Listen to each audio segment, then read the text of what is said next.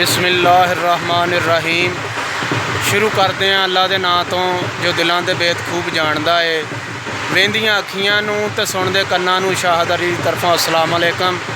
लो दोस्तों, सज्जनों, मित्रों, बेलियो ते जिगरी यारो, रिश्तेदारों ते महल्लेदारों, की हाल चाल जे? सेहत भी है ठीक, राजी जे? तो दोस्तों यूट्यूब मलंगा के चैनल वालों असीं हाज़र हैं।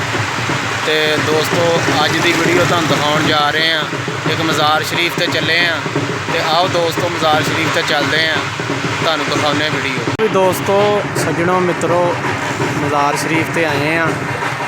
तो आपको डगा भी तुहानूं ला के सुनाया वा। डगा लग रहा, ढोल वज रहा। तो आ मज़ार शरीफ आ, ढोल भी तुहानूं सुनावांगे। ढोल पिछे आवाज़ आ रही होनी है। बुजुर्गों के आए हैं हाज़री लाउण। तो तुहानूं मज़ार शरीफ दिखा रहे हैं। मज़ार शरीफ के जोड़े आसे पासे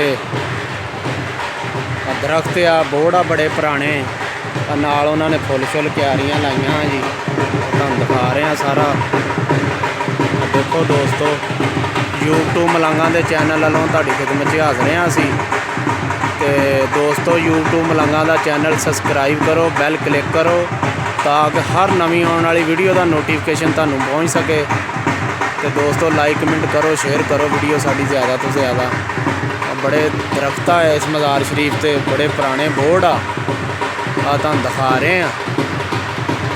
तो आ मज़ार शरीफ है जी।